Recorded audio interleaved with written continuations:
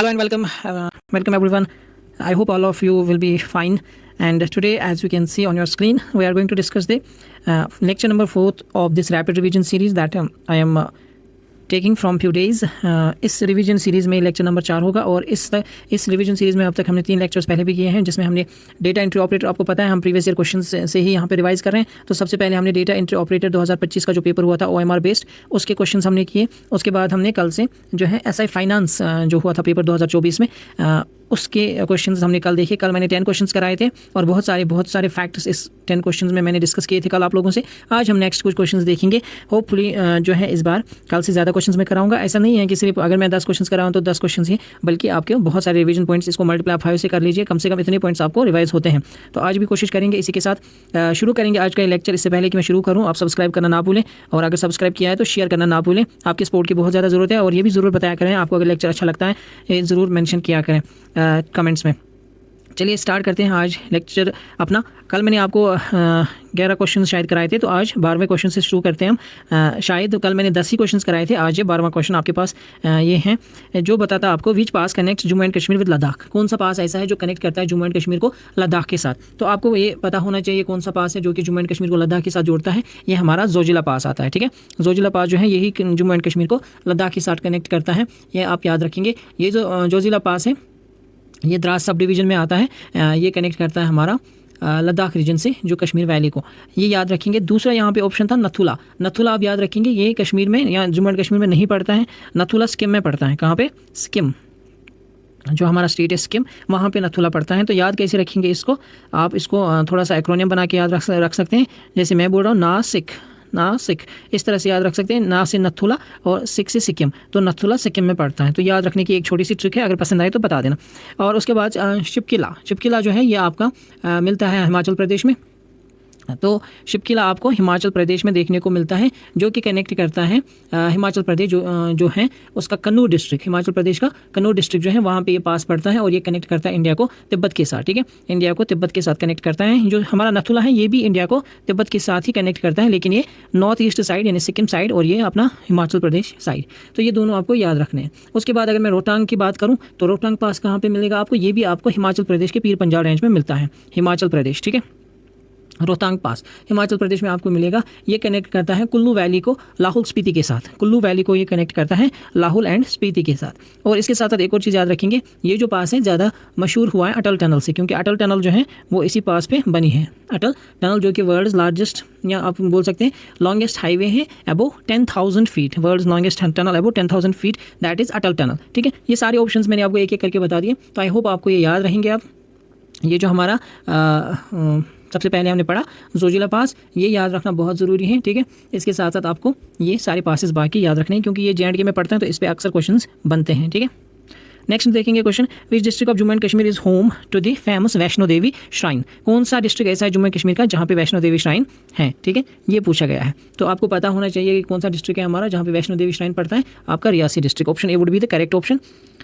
सो Reasi district में पड़ता है आपका वैष्णो देवी श्राइन, ये याद रखना है, माता वैष्णो देवी श्राइन। ये आप पड़ता है यहाँ पे त्रिकुटा हिल्स, ठीक है।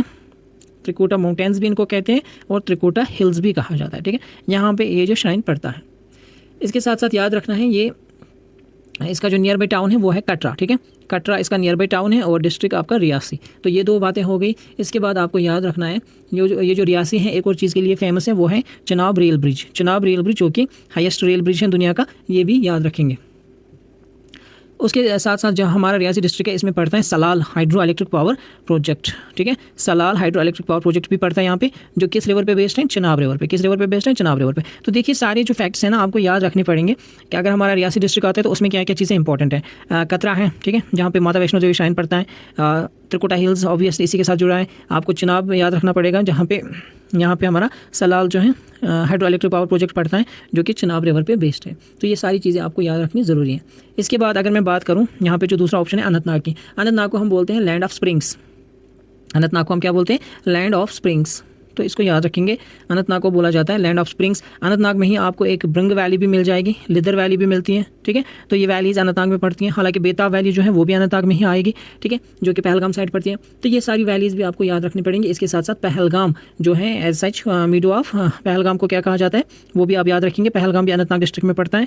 और और एक याद आई थी मुझे बाईसरन, काफ़ी ज़्यादा न्यूज़ में थी पिछले एक इंसिडेंट से, जो कि एक अनफॉर्चुनेट इंसिडेंट हुआ था। तो बाईसरन भी जो है ये वैली भी आपको पहलगाम में देखने को मिलती है। तो पहलगाम के साथ बहुत सारी चीज़ें जुड़ी हुई हैं, ये भी आपको याद रखने की ज़रूरत है। उसके बाद अगर मैं किश्तवाड़ की बात करूँ तो किश्तवाड़ में आपको पता है पडर एरिया जो है यहाँ पर सबसे ज़्यादा सफ़ायर मिलता है। ठीक है, पडर एरिया में सफ़ायर माइंस है, यहाँ पर सबसे ज़्यादा ये मिलता है किश्तवाड़ में। इसके साथ साथ एक और चीज़ आपको याद रखनी है कि J&K की वैली से बाहर सिर्फ किश्तवाड़ एक ऐसा डिस्ट्रिक्ट है जहाँ पे सैफरन की कल्टीवेशन होती है। सैफरन सबसे ज़्यादा कल्टिवेट किया जाता है पुलवामा में, लेकिन J&K वैली की बात मैं करूँ तो इससे बाहर आपको किश्तवाड़ में मिलता है। सॉरी, एक और चीज़ जो आपको याद रखनी है कि पुलवामा, यहाँ पे जो ऑप्शन डी है, पुलवामा को हम राइस बाउल ऑफ कश्मीर के नाम से भी जानते हैं, राइस बाउल ऑफ कश्मीर, तो इसको याद रखेंगे, राइस बाउल ऑफ कश्मीर के नाम से जानते हैं। एक और चीज़ जो आपको याद रखना है, दूसरा पुलवामा मैंने अभी कहा कि लीडिंग सैफरन कल्टिवेटर है हमारे डिस्ट्रिक्ट्स में से। और एक चीज़ जो याद रखनी है, इसको आनंद ऑफ कश्मीर भी कहा जाता है, क्योंकि यहाँ पे मिल्क प्रोडक्शन भी सबसे ज़्यादा होती है, आनंद ऑफ कश्मीर। तो इतने सारे पॉइंट्स मैंने आपको यहाँ पे रिवाइज़ करा दिए, तो इनको आप ज़रूर ध्यान में रखेंगे। नेक्स्ट देखेंगे which district of Jammu and Kashmir is famous for the Martand sun temple. Martand sun temple as such बहुत इंपॉर्टेंट है, बहुत क्वेश्चन इस पे आते हैं। मार्टन सन टेम्पल कहाँ पे लोकेटेड है? अनंतनाग डिस्ट्रिक्ट में आता है। अभी हम अनंतनाग की ही बात कर रहे थे, तो यहाँ फिर से आपको अनंतनाग डिस्ट्रिक्ट देखने को मिलेगा इसका आंसर। मार्टन सन टेम्पल जो है ये मटन एरिया में पड़ता है अनंतनाग के, तो याद रखना ज़रूरी है। इसके बाद मार्टन सन टेम्पल जो है इसको बिल्ड किया था ललित आदित्य मुक्तापिदा ने। ठीक है, ललित आदित्य मुक्तापिदा। ये ललित आदित्य किस डायनास्टी से बिलोंग करते थे? ये कारकोता डायनास्टी। ठीक है, कारकोता डायनास्टी 8th सेंचुरी में रूल कर रही थी कश्मीर में, ये आप याद रखेंगे। कारकोता डायनास्टी के जो फाउंडर थे वो थे दुर्लभ वर्धना। ठीक है, दुर्लभ वर्धना इनके फाउंडर थे, तो वो भी याद रखना है। इसके साथ साथ आपको याद रखना है कि ये जो डायनास्टी थी, सॉरी ये जो टेम्पल था, ये डेडिकेटेड है किसको? मार्टन सन टेम्पल, तो गॉड सूर्या। ठीक है, सन ही से पता चलता है, गॉड सूर्या को डेडिकेटेड किया गया है ये टेम्पल, ये भी पूछा जा सकता है, तो ये भी आपको याद रखना ज़रूरी है। इसके बाद अगर हम बात करेंगे यहाँ पे जो बाकी डिस्ट्रिक्ट दिए गए हैं, जैसे रामबन है, रामबन में आपको याद होना चाहिए, सबसे पहले आपको याद आना चाहिए रामबन से, और B for Baglihar. Baglihar hydro electric power project आपको रामबन में ही देखने को मिलेगा। ठीक है, जो कि चनाब रिवर पर बेस्ड है, ये भी याद रखना है। इसके साथ साथ कठवा की अगर मैं बात करूँ, इसको सिटी ऑफ सोफीज़ बोलते हैं, सिटी ऑफ सोफीज़। कठवा को सिटी ऑफ सोफीज़ बोला जाता है। और इसके साथ साथ कठवा को आपको पता ही है gateway to Jammu and Kashmir भी कहा जाता है, ये भी याद रखनी है। एक और चीज़ जो कठवा से जुड़ा हुआ, that is Basoli paintings. Basoli paintings, Basoli paintings. तो देखिए एक ही क्वेश्चन में तकरीबन 10-10 पॉइंट्स में बता रहा हूँ आपको ये सारी चीज़ें याद रखनी पड़ेंगी। और अगर आपको पसंद आता है तो लाइक ज़रूर ठोके, और इसके साथ साथ कॉमेंट्स ज़रूर किया करें।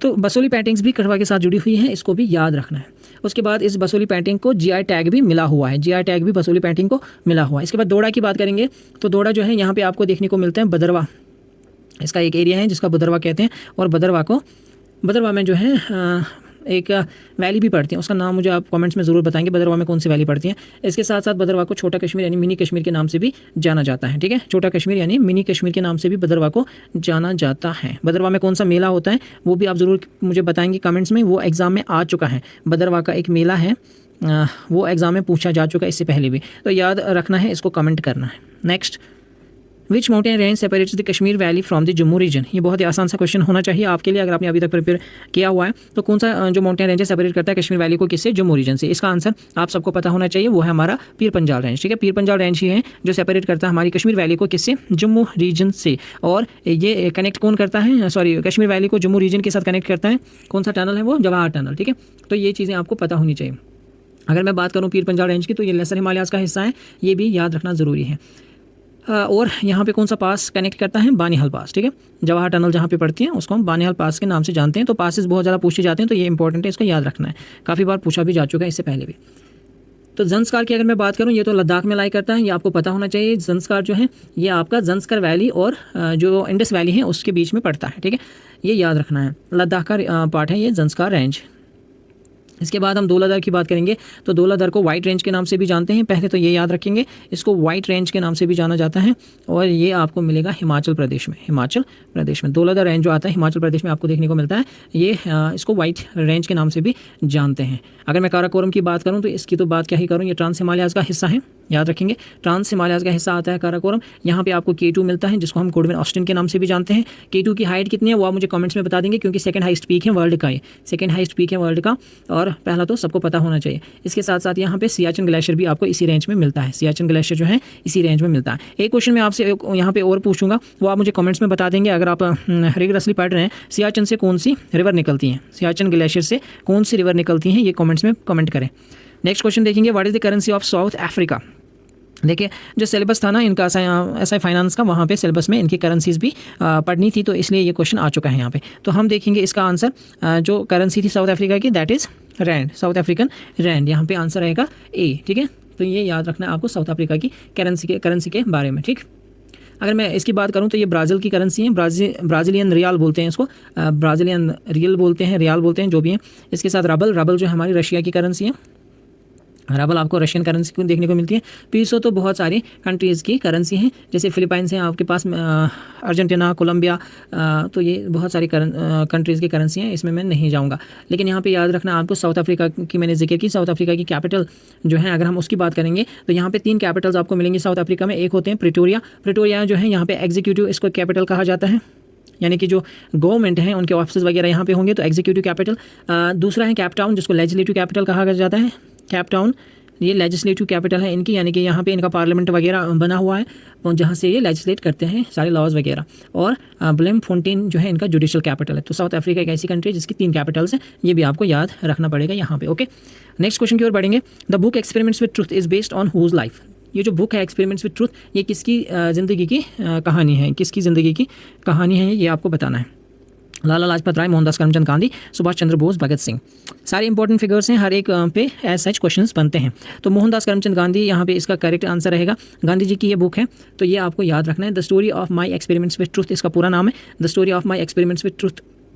ये जो है गुजराती में लिखी गई थी ओरिजिनली, इसको बाद में ट्रांसलेट कर दिया गया, और गुजराती में इसको कहा जाता है सत्य के प्रयोग। ये आपको याद रखना है। ये ऑटोबायोग्राफी है महात्मा गांधी जी की, जिसमें उन्होंने अपनी अर्ली लाइफ को डिस्क्राइब किया है टिल 1921 तक जो उसकी लाइफ रही है, अर्ली लाइफ, तो उसके बारे में इसमें बहुत सारी बातें बताई हैं। माई एक्सपेरिमेंट्स विद ट्रुथ या the story of my experiments with truth, ये आपको याद रखना है। इसके बाद अगर मैं गांधी जी की ही बात करूँ तो इनकी एक और बुक थी, इंडिया, एक जर्नल निकाला था इन्होंने, और हरिजन भी इन्हीं से जुड़ा हुआ है। हरिजन एक ये आता था न्यूज़पेपर, ठीक है। हरिजन और यंग इंडिया, ये भी गांधी जी के साथ जुड़े हुए हैं, इनको भी आप याद रखेंगे। इसके साथ साथ अगर मैं बात करूं, महात्मा गांधी 1915 में ये इंडिया आए वापस, पहले साउथ अफ्रीका में थे, तो 1915 में इंडिया आए। इसके बाद लाला लाजपत राय की अगर मैं बात करूं तो इनकी एक बुक है अनहैप्पी इंडिया। लाला लाजपत राय साहब ने अनहैप्पी इंडिया लिखी है बुक, इसको याद रखना है, अनहैप्पी इंडिया। इसके बाद में अगर बात करूं, जो हमारे सुभाष चंद्र बोस साहब थे, सुभाष चंद्र बोस साहब की जो बुक है इन्होंने लिखी है द इंडियन स्ट्रगल। क्या लिखा है? The Indian struggle Subhash Chandra Bose साहब की बुक है, ये आपको याद रखना है। सुभाष चंद्र बोस साहब ने ही जो है फॉरवर्ड ब्लॉग बनाया था 1939 में इन्होंने फॉरवर्ड ब्लॉग बनाया था। कांग्रेस को छोड़ के जब इन्होंने फॉरवर्ड ब्लॉग बनाया वो था 1939 का टाइम, ठीक है, ये भी याद रखेंगे। और इनका कंट्रीब्यूशन बहुत ज़्यादा है, जो इंडियन नेशनल आर्मी है उसको, जब इंडियन नेशनल आर्मी की अगर हम बात करेंगे तो उसको बनाने में भी इनका बहुत ज़्यादा कंट्रीब्यूशन है, ठीक है। भगत सिंह जी की बात करेंगे तो भगत सिंह जी ने लिखा है why I am an atheist, काफ़ी ज़्यादा पूछा जाता है ये, why I am an atheist, ठीक है, तो ये आपको याद रखना है। ये भगत सिंह जी की एक बुक है जो इन्होंने जेल में लिखी थी। ये सारी चीज़ें आपको इंपॉर्टेंट हैं, याद रखनी है, ठीक है। इसके साथ साथ मुझे यहाँ पे याद आता है एक क्वेश्चन जो आप मुझे आंसर करेंगे कमेंट बॉक्स में, अगर आपको पता है शहीद दिवस हम कब मनाते हैं, शहीद दिवस, ठीक है, ये आप मुझे बताएंगे कब मनाते हैं। हाँ, ये भगत सिंह जी के साथ जुड़ा हुआ था, इसलिए मुझे यहाँ पे याद आया, कमेंट्स में ज़रूर बता देंगे। नेक्स्ट हम देखेंगे the famous swimmer Michael Phelps belongs to. Michael Phelps एक स्विमर थे जो कि बिलोंग करते थे अमेरिका को। इनके पास सबसे ज़्यादा जो मेडल्स हैं इनको मिले हुए हैं, ओलंपिक मेडल, सॉरी, जो इन माइकल फिलिप्स का रिकॉर्ड है, इनके पास सबसे ज़्यादा ओलंपिक मेडल्स हैं, 28 ओलंपिक मेडल्स, ठीक है। 28 में से इनके पास 23 गोल्ड मेडल्स इन्होंने हासिल किए हैं। ये क्वेश्चन यहाँ पे पूछा गया था, मुझे नहीं पता इसका बैकग्राउंड क्या था, 2024 में क्यों पूछा गया था, बट याद रखना है सपोर्ट्स में आता है ऐसे क्वेश्चंस, तो ये क्वेश्चन आपको ध्यान में रखना पड़ेगा माइकल फिलिप्स के बारे में, ठीक है। अगर मैं ऑस्ट्रेलिया की बात करूँ तो यहाँ पे फेमस जो स्विमर है वो है इयान थॉर्पे। ऑस्ट्रेलिया में भी एक स्विमर है फेमस, उसका नाम है इयान थॉर्पे, उसको कहा जाता है द थॉर्पेडो, ठीक है। तो ये पॉइंट्स थोड़े से हैं जो आपको याद रखने हैं। यहाँ पे मैं ज़्यादा डीप इसमें नहीं जाऊँगा। नेक्स्ट क्वेश्चन देखेंगे, who was the first woman chief minister of an Indian state. Indian state की पहली चीफ मिनिस्टर कौन बनी वुमेन्स में से, ठीक है। वुमन चीफ मिनिस्टर हिंदुस्तान के किसी भी स्टेट की पहली चीफ मिनिस्टर जो कि एक महिला थी, है ना। तो यहाँ पर क्वेश्चन सिंपल सा है, और मैंने इस क्वेश्चन को शायद फेसबुक पे भी कुछ दिन पहले डिस्कस किया था। तो अगर आप फेसबुक पे भी एयर परवाज़ अकेडमी को फॉलो करेंगे तो वहाँ पे भी आपको रोज़ जो है PYQs मिलते हैं, और उनका डिस्कशन भी मैं बीच बीच में करता हूँ।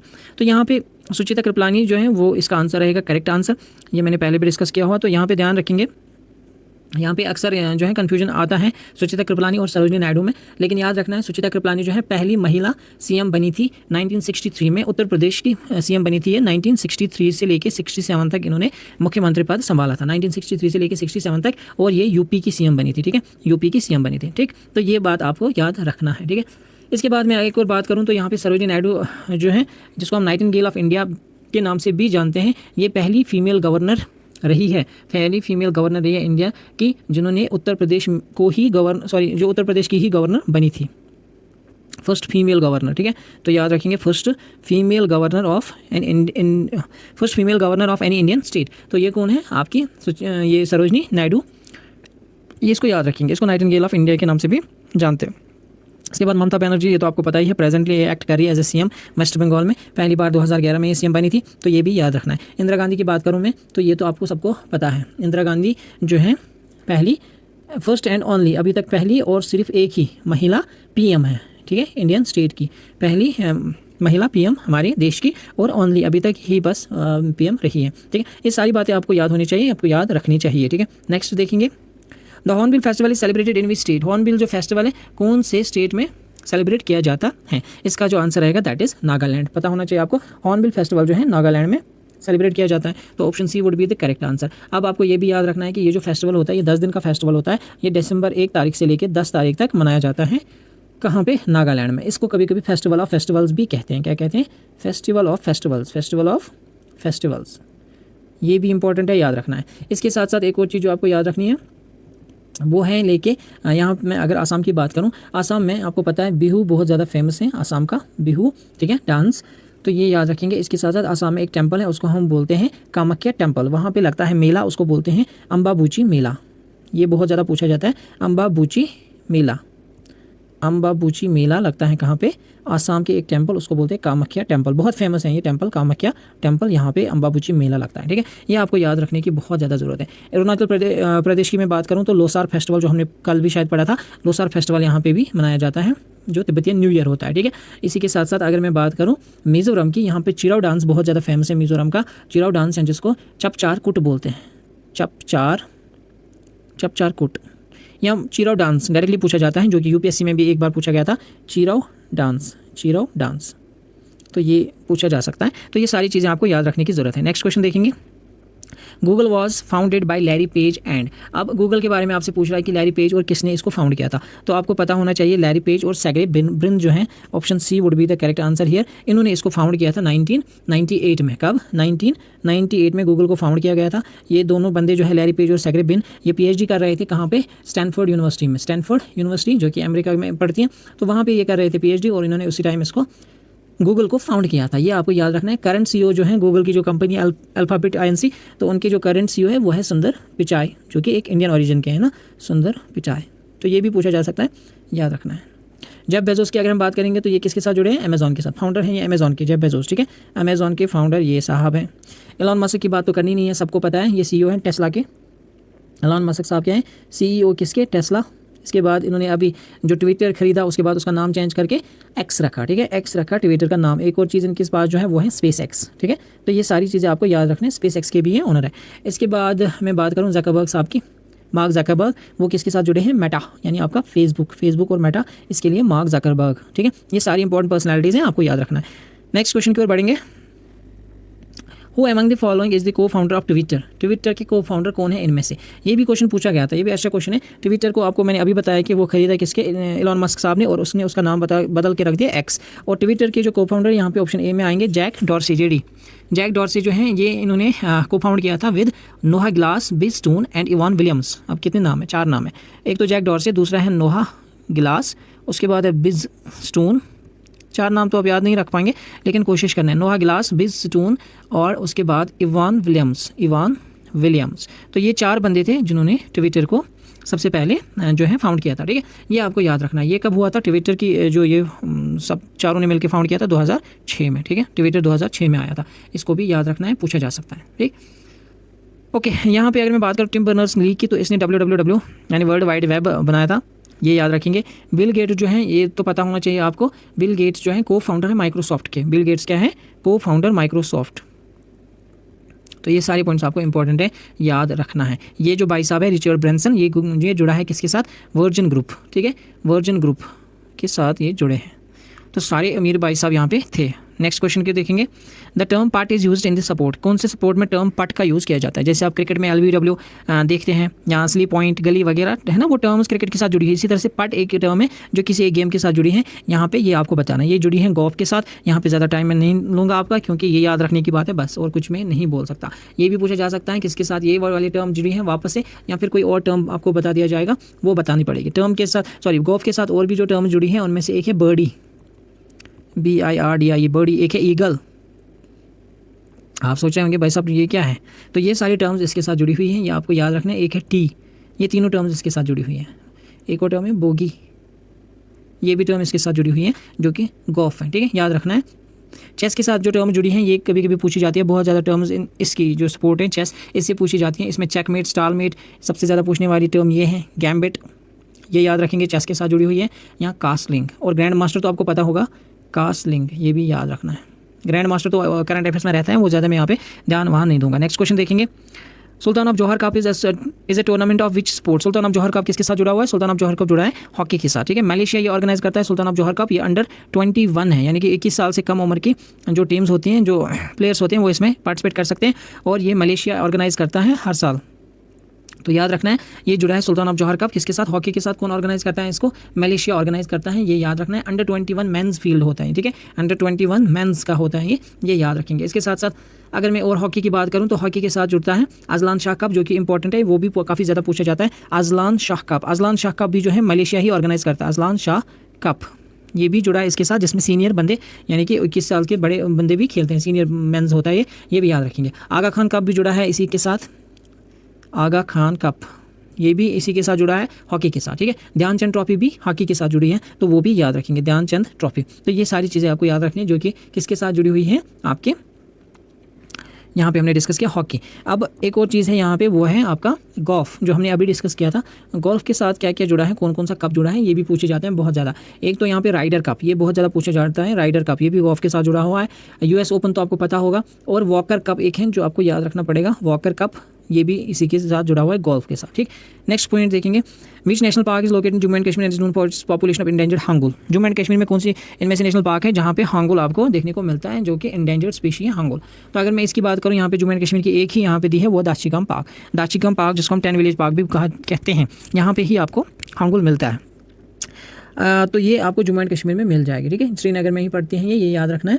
और ये जो कश्मीर स्टैग है, जो कि स्टेट एनिमल था जम्मू एंड कश्मीर का, ये भी याद रखेंगे, इसको हांगुल कहा जाता है।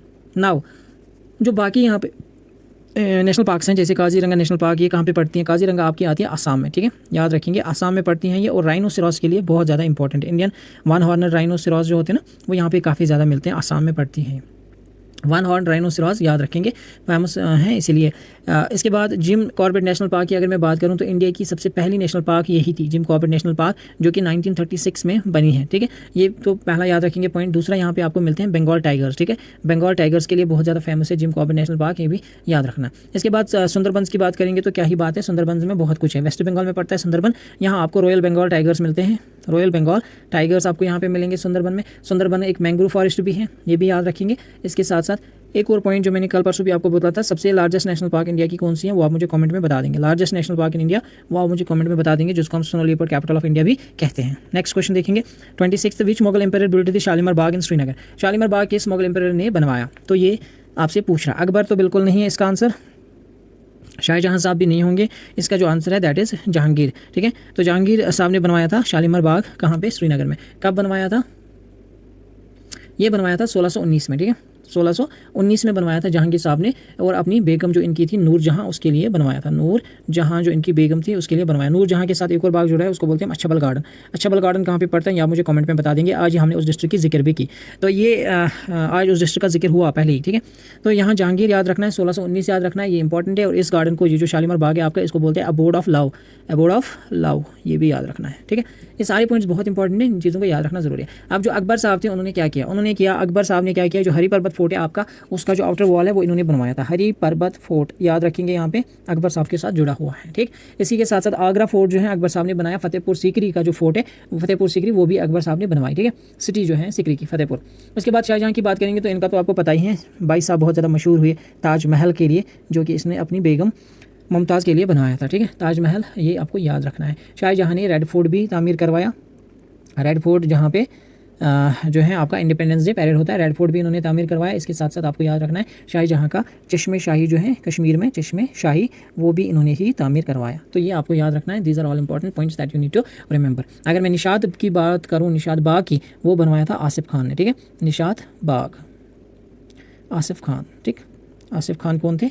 ये भाई साहब थे इसके, नूरजहाँ के। ठीक है, तो ये सारी पॉइंट्स आपको पता होनी चाहिए। Next, which day is celebrated every year as world environment day. Environment के साथ जो भी डेज जुड़े हैं वो इंपॉर्टेंट है, आपको पता होनी चाहिए कौन सा दिन कब होता है, क्योंकि एनवायरमेंट का जो कंसर्न है ज़्यादा आजकल होता है बहुत ज़्यादा पोल्यूशन की वजह से, इसलिए आपको पता होना चाहिए। वर्ल्ड एनवायरमेंट डे तो पता होगा सबको ही, 5 जून को होता है, ये आपको पता होगा। ठीक है, हर साल 5 जून को ये डे सेलिब्रेट किया जाता है। 1972 से ये शुरू हुआ था, ये भी याद रखेंगे। स्टॉकहोम कन्वेंशन जब हुई थी 1972 में, तब से। अब और कौन सा दिन है जो एनवायरनमेंट के साथ जुड़ा हुआ है, जो आपको याद रखना ज़रूरी है? कुछ ऐसे डे जो आपको याद रखने ज़रूरी हैं। अप्रैल में आता है 22, उस दिन हम मनाते हैं अर्थ डे, ये याद रखेंगे।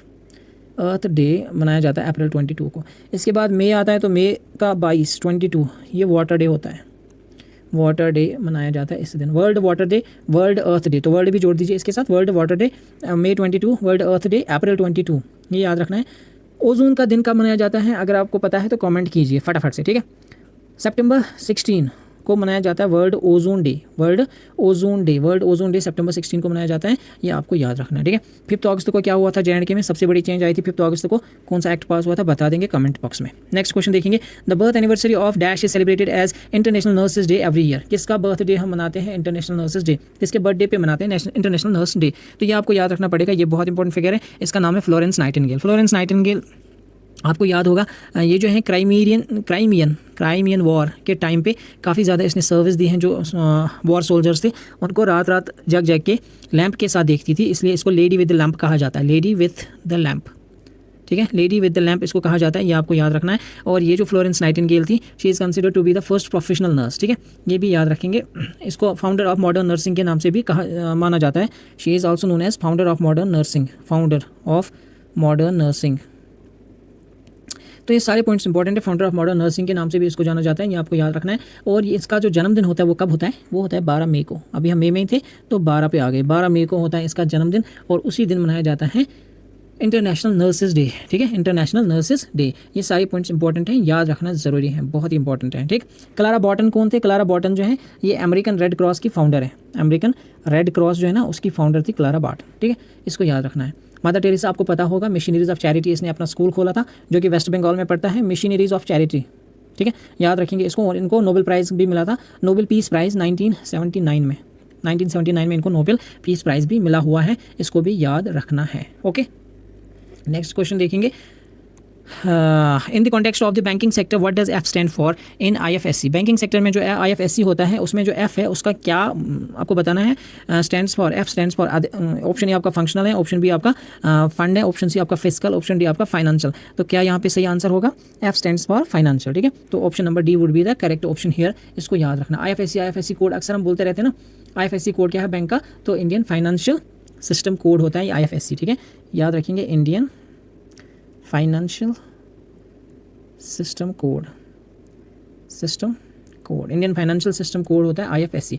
ये एक 11 डिजिट का अल्फ़ा न्यूमरिक, यानी कि इसमें कुछ अल्फ़ाबेट्स भी होते हैं और कुछ नंबर्स भी, अल्फ़ा न्यूमरिक नंबर होता है। ठीक है, जैसे मैं बात करूँ फॉर एग्जांपल, जो मेरा बैंक है उसका IFSC कोड होता है SBIN। तो पहले 4 हमेशा ब्रांच आपका बैंक बताएगा, और ठीक है, आपका बैंक का नाम होता है पहले 4। अगर आपका SBI में आपका अकाउंट होगा तो उसका देखना IFSC कोड SBIN से स्टार्ट होता है। ठीक है, तो पहले 4 इसमें हमेशा बैंक को दिखाते हैं कि कौन सा बैंक है। ठीक है, बैंक नेम होता है पहले 4 लेटर्स का।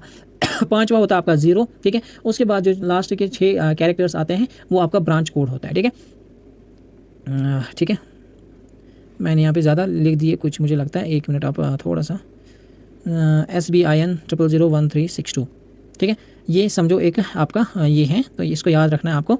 ये 4 आपको हमेशा ब्रांच के बारे में बताएंगे, कहाँ पे है SB मतलब बैंक के बारे में, सॉरी ब्रांच के नहीं, बैंक के बारे में बताएंगे।